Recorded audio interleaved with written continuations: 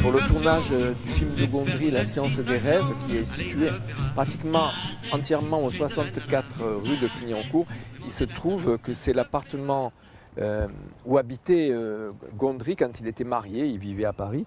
Et j'ai une amie qui à l'époque je fréquentais beaucoup, qui habitait, et qui habite toujours d'ailleurs, au 4e étage. La production lui a loué son appartement qui est devenu... Alors ils ont tout refait, puis tout remis comme c'était. J'étais complètement époustouflé de voir ce travail. Et donc, quelques jours après le tournage, et pendant une semaine, elle avait des post-it avec des baisers dessinés au rouge baiser sur sa porte en hommage à Gaël Garcia Bernal. Parce qu'évidemment, il avait résidé là puisqu'il vivait chez sa maman qui était interprétée par Miu Miu. Voilà, c'est une petite anecdote qui... n'est pas dans le livre.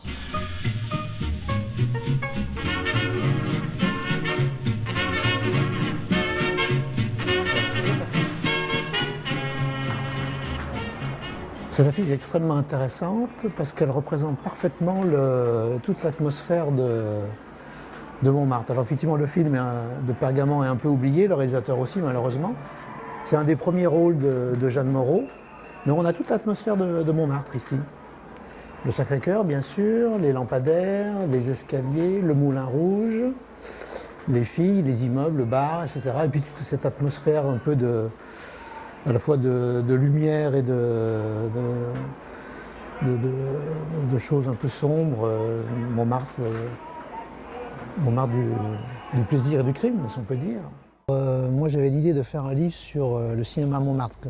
C'est une idée que j'avais depuis pas mal d'années. Donc j'avais préparé quelque chose, un texte assez important, d'ailleurs assez volumineux, et je suis venu voir il y a un peu plus d'un an et demi, les gens du musée pour avoir à la fois leur avis et puis en même temps peut-être une manière d'avoir quelques illustrations, parce que leurs collections sont très riches, ils ont beaucoup de documentation, etc.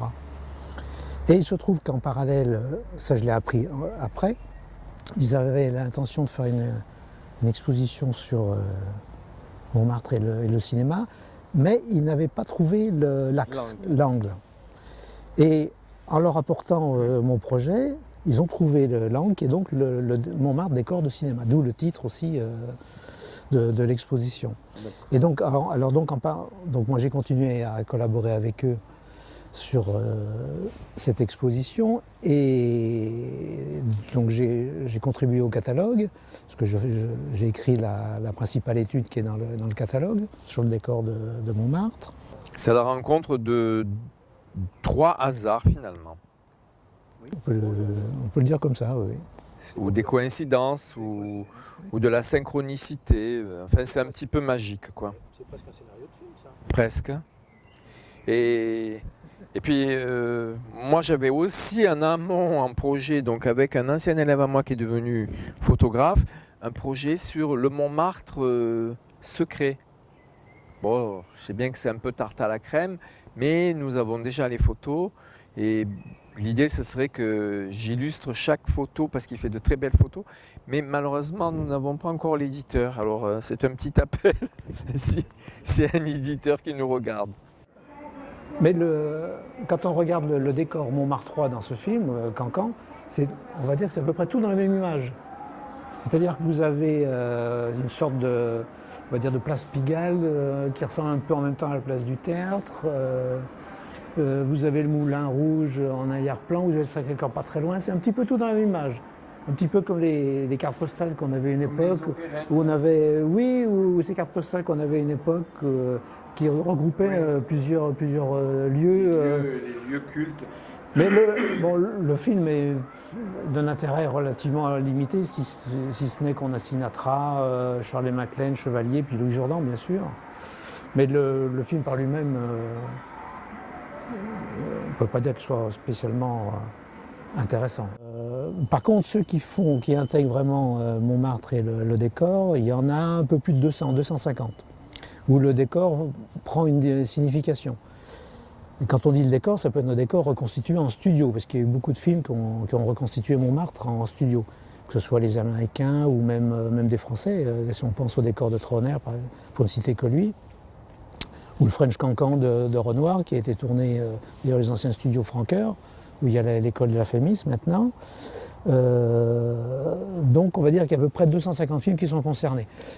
Pour l'exposition, je crois qu'ils ont dû en garder peut-être une petite moitié, et puis pour le livre, on doit être à 80 à 90 films, je crois, de mémoire.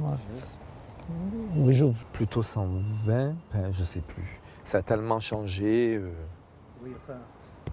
Donc on pourrait quasiment faire un deuxième volume avec les autres films qui n'ont pas été cités ou qui rentrent dans une thématique un petit peu différente. Puis l'idée de cette collection, c'est d'être assez exhaustive, pouvoir être transporté dans la poche, parce qu'il y a beaucoup de parcours, de cartes, pour que les gens puissent à la fois se souvenir des films. Et puis, donc il y a quand même eu un crève-cœur à choisir ensemble ou avec l'éditeur les films dont on parlait, et surtout, moi, le crève-cœur, c'était les films qu'on abandonnait. Donc, par exemple, j'aurais tenu à ce qu'on parle des clowns de Fellini, qui a été en partie tourné ici, à Montmartre, chez Pierre et Tex. J'avais pensé aussi... Il y avait également le film de Dominique Delouche, il y avait... Bon, et le problème aussi, c'était de par la forme de cette collection, que nous avons tout le temps été obligés d'être exhaustifs. Voilà. Très... évidemment, quand dans ce petit livre de 72 pages, il y a les cartes, les plans, et puis également des approches d'analyse filmique de certains, on ne peut pas s'étendre comme quand on écrit un livre. Donc l'idée, c'est que maintenant, il va falloir qu'on se mette au travail pour écrire une somme où, moi je rêverais de ça, où on parle de tous les films, une sorte d'encyclopédie, quoi, du cinéma à Montmartre.